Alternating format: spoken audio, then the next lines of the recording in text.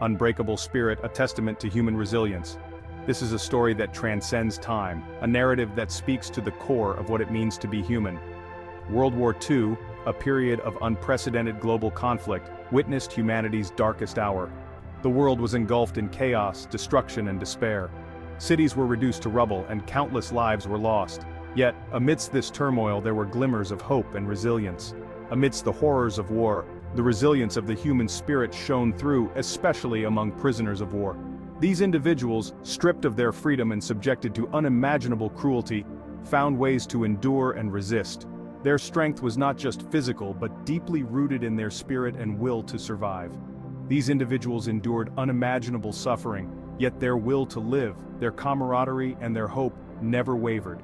They formed bonds that transcended the barbed wire fences, supporting each other through the darkest times.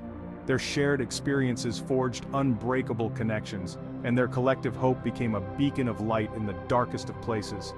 Their stories remind us of the power of the human spirit to overcome even the most daunting challenges. These tales of survival and resilience are not just historical accounts. They are lessons in courage, determination, and the unyielding will to live. They inspire us to face our own challenges with the same unwavering resolve. This is the diary of one such survivor. Within its pages lies a first-hand account of the trials and tribulations faced during those harrowing years.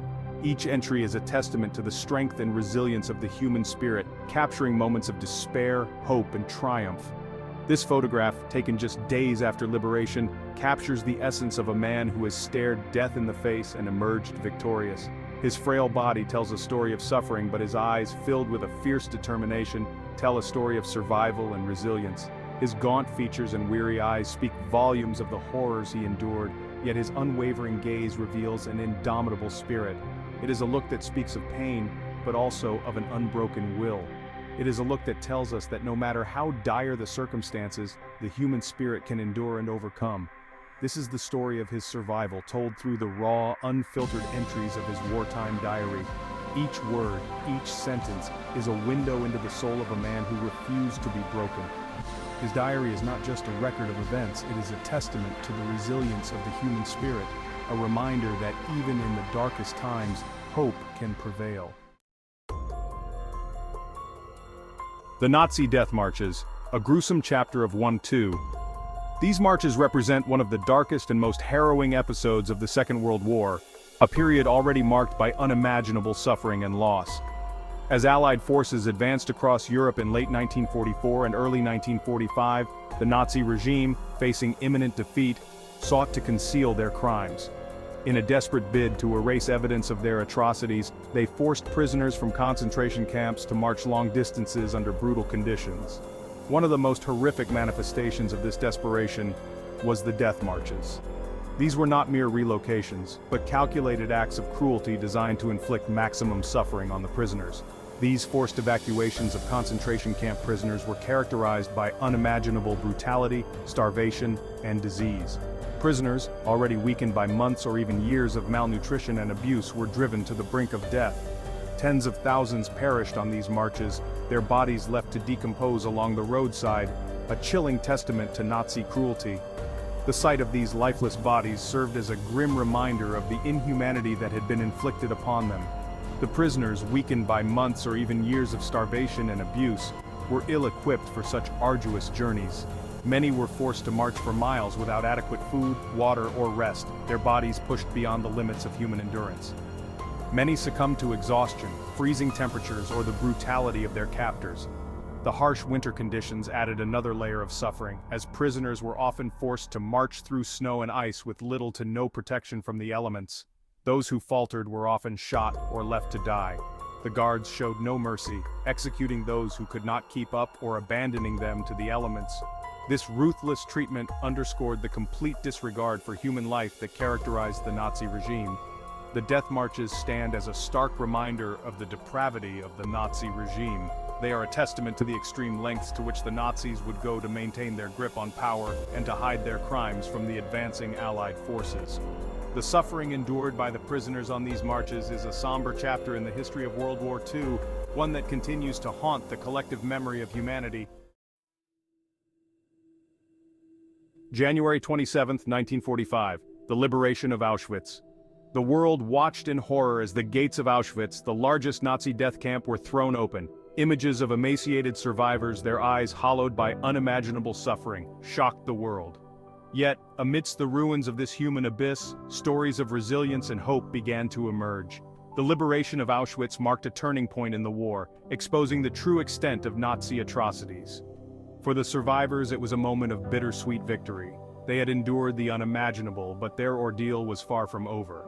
Many, like the author of this diary, faced a new peril: the death marches.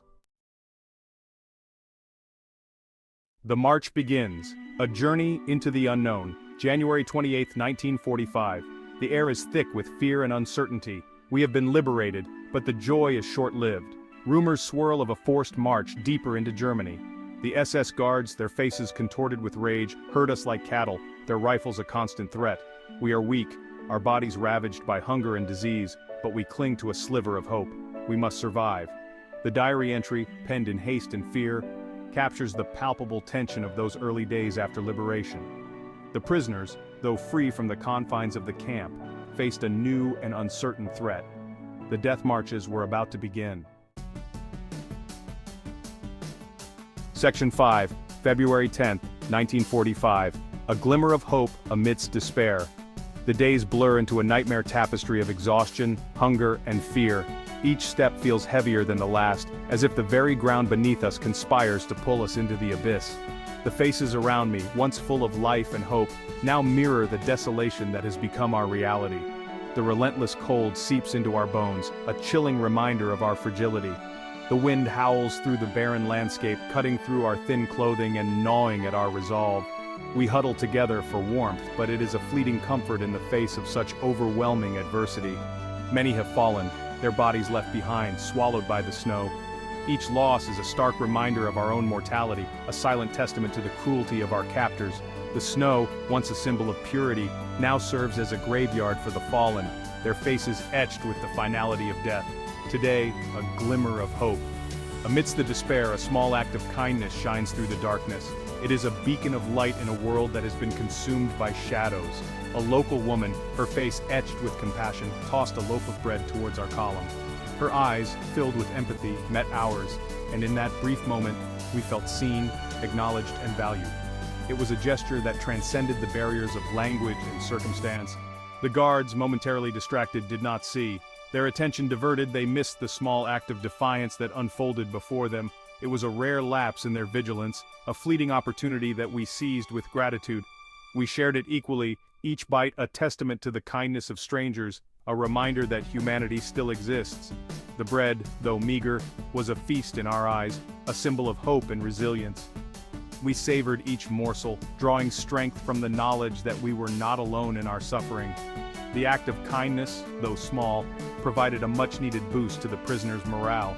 It was a spark that ignited a flicker of hope within us, a reminder that even in the darkest of times, there is still light to be found. It reinforced their belief in the inherent goodness of humanity, even in the darkest of times. The woman's act of compassion was a powerful affirmation of our shared humanity, a reminder that we are all connected by the threads of empathy and kindness. This small act of defiance against the Nazi regime served as a powerful reminder that hope could blossom even in the most desolate of places. It was a testament to the resilience of the human spirit, a beacon of light that pierced through the darkness and inspired us to keep moving forward, one step at a time. Section 6. Acts of Kindness, the Power of Camaraderie. February 15, 1945. The march continues, a relentless test of our endurance.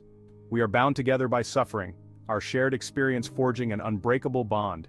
We share what little food we have, offer words of encouragement, and cling to each other for warmth. In this abyss of despair, camaraderie is our lifeline. It is the kindness of strangers, the shared burden of suffering that keeps us going. The camaraderie among the prisoners, forged in the crucible of shared suffering, became a powerful force for survival. They supported each other physically and emotionally, sharing what little they had and offering words of encouragement. This spirit of unity, this unwavering belief in each other, helped them endure the unimaginable.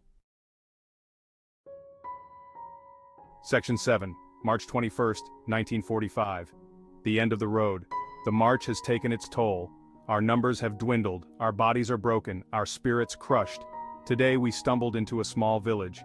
The guards, their faces haggard, their resolve seemingly broken, abandoned their posts.